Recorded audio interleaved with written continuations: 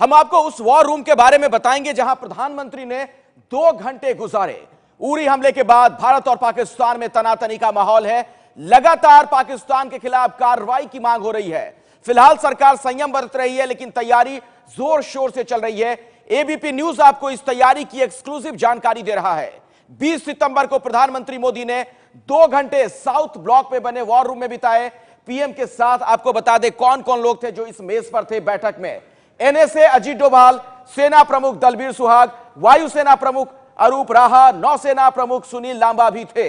PM को power point presentation दिया गया। उनके सामने रेत से बने मॉडल पर यह तमाम जानकारियां दी गई। मॉडल थे पाकिस्तान में बने आतंकी कैंपों के और पूरी रूपरेखा उनके सामने तैयार करके रखी गई कि आखिर इन कैंपों को कैसे ध्वस्त किया जाएगा। और इस कैंप से जुड़ी जो बड़ी बात है वो भी आपको बता दें कि वॉर रूम में और क्या कुछ चर्चा हुई थी।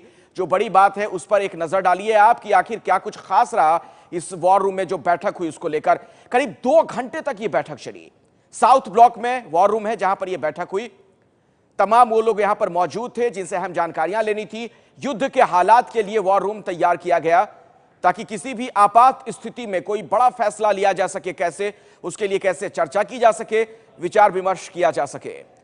तो वॉर रूम में इन तमाम तैयारियों के मद्देनजर चर्चा हुई। एनएसए डोभाल मौजूद थे, सेना प्रमुख थे, नौसेना प्रमुख, वायुसेना प्रमुख, थल सेना प्रमुख, तमाम लोगों के साथ यह अहम बैठक हुई है। पाकिस्तान के आतंकी ठिकानों के नक्शे भी दिखाए गए प्रधानमंत्री को और उन्हें बताया गया किस तरीके से ये तमाम आतंकी कैंप ऑपरेट कर रहे हैं। बाकायदा इसके लिए रेत के मॉडल बनाए गए थे जिसके जरिए प्रधानमंत्री को पूरी जानकारी दी गई। आक्रमण की रणनीति बताई गई कि अगर आक्रमण करने की स्थिति बनती है तो हमारी स्ट्रेटजी क्या रहेगी।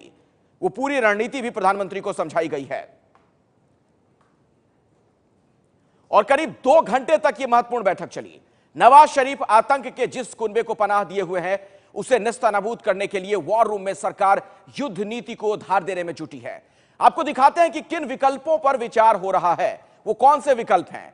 पहला विकल्प, सेना कैंपों की सुरक्षा पैरा कमांडो करेंगे। जो भारत में सेना कैंप है उनकी सुरक्षा कैसे की जाए।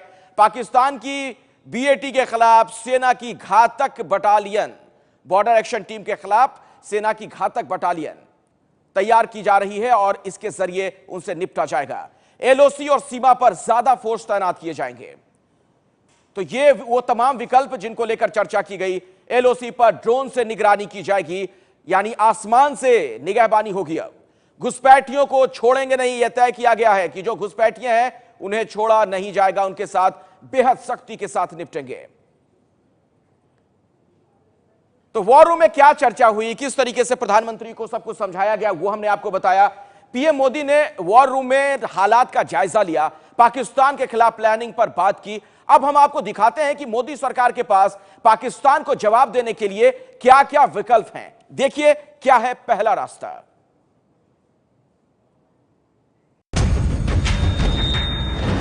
भारतीय सेना पर सबसे बड़े पाकिस्तानी हमले का जवाब देने का सबसे आक्रामक रास्ता है सर्जिकल हमला। सर्जिकल हमले का मतलब है ऑपरेशन चलाकर गुनहगार का फौरन अंत किया जाए।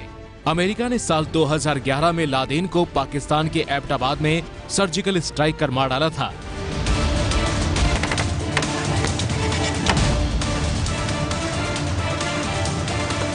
हमारे देश के पास भी ये विकल्प है कि सर्जिकल स्ट्राइक कर पाकिस्तान में घूम रहे आतंकी मसूद अजहर, हाफिज सईद और उसके ठिकानों पर हमला कर उनका अंत किया जाए। I would only like to mention at this stage that the Indian Army has displayed considerable restraint while handling the terrorist situations both along the line of control and in the hinterland. However, we have the desired capability to respond to such blatant acts of aggression and violence in the manner as deemed appropriate by us. We reserve the right to respond to any act of the adversary at the time and place of our own choosing. जानकारों की राय में surgical हमले का नतीजा क्या होगा आपको बताते हैं।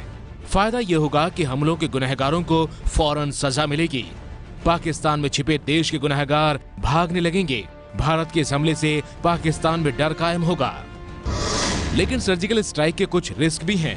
सर्जिकल स्ट्राइक जैसे हमलों के बाद पाकिस्तान से युद्ध होना तय है। युद्ध हुआ तो हालात न्यूक्लियर वॉर के हो जाएंगे। युद्ध होने पर दुनिया दोनों देशों में मदद के मुद्दे पर बढ़ जाएगी। ये जो क्वेश्चन है सर्जिकल ऑपरेशंस का पीओके में, इट इज नॉट पॉसिबल। आप एक वहां 50 कैंप है, 50 कैंप है, आप एक कैंप सर्जिकल ऑपरेशन करेंगे, 10 टेररिस्ट मारेंगे तो उससे कुछ नहीं होगा। जो रिट्रीब्यूशन, जो इसका रिएक्शन हमारा एट दी ग्राउंड लेवल, वो सरहद के पार होना चाहिए, सरहद के इस पार नहीं, क्योंकि ये हमला ही सरहद के पार से आया है। और इस वॉर रूम में 2 घंटे तक बैठक चली। तमाम तरह की चर्चाएं हुई कि आखिर किस तरीके से पाकिस्तान को मुंहतोड़ जवाब दें। सर्जिकल स्ट्राइक के बाद अब बात करते हैं हॉट परस्यूट की। उरी में हमले के बाद मांग यह उठ रही है कि भारतीय सेना उसी तरीके से पाकिस्तान में घुसकर आतंकी ठिकानों को ध्वस्त करे जैसे म्यांमार में किया गया था।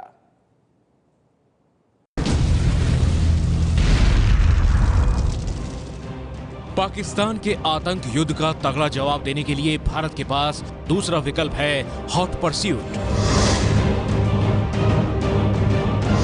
हॉट परस्यूट में सर्जिकल हमले की तरह सीमा के पार जाकर अटैक करना शामिल है, लेकिन इसमें एक बात अलग है।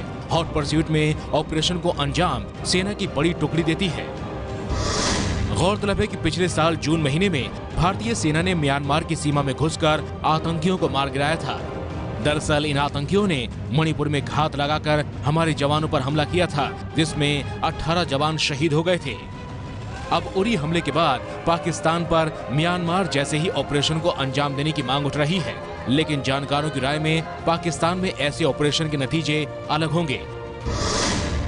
दरअसल म्यांमार ऑपरेशन में भारत को वहां की सरकार का समर्थन हासिल था। पाकिस्तान के मामले में ऐसा नहीं है। वहीं नवाज शरीफ की सरकार किसी भी हालात में ऐसे ऑपरेशन का समर्थन नहीं करेगी। म्यांमार में जो हुआ था उसमें गवर्नमेंट का भी कोऑपरेशन था और वहां पे जो थी वहां की जनता भी इसको सपोर्ट में थी, कई बातें वहां पे थी। पर यहाँ की टेरेन अजीब है, लोगों को पूरी नॉलेज नहीं है। तो साउथ ब्लॉक में यह वॉर रूम तैयार किया गया जहां पर यह चर्चा हुई है। अब तक हमने आपको 2 विकल्प बताए जिसमें हमारी सेना को बॉर्डर पार कर हमले की रणनीति बनानी होगी, लेकिन तीसरा विकल्प है क्रॉस बॉर्डर स्ट्राइक, यानी एलओसी को बिना पार किए आतंकी ठिकानों पर हमला। देश की सेना पर सबसे बड़े हमले का जवाब देने के लिए भारत के पास तीसरा विकल्प है क्रॉस बॉर्डर स्ट्राइक।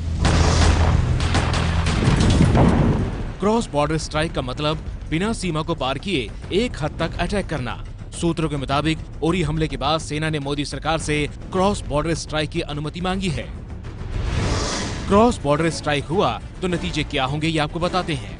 भारतीय सेना को एलओसी के पार नहीं जाना होगा।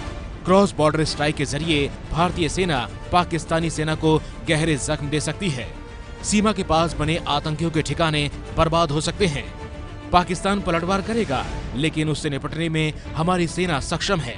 अंतर्राष्ट्रीय स्तर पर भारत के कदम की आलोचना हो सकती है, लेकिन कुशल कूटनीति कर मोदी सरकार इसे संभाल सकती है।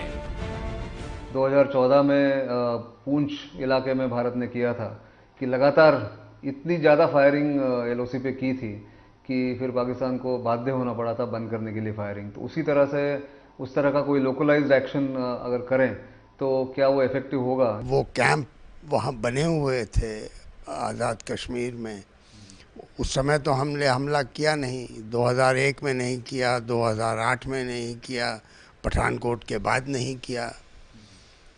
तो अब हम हमला करेंगे तो कहाँ करेंगे? तो मुझे नहीं लगता है कुछ होगा।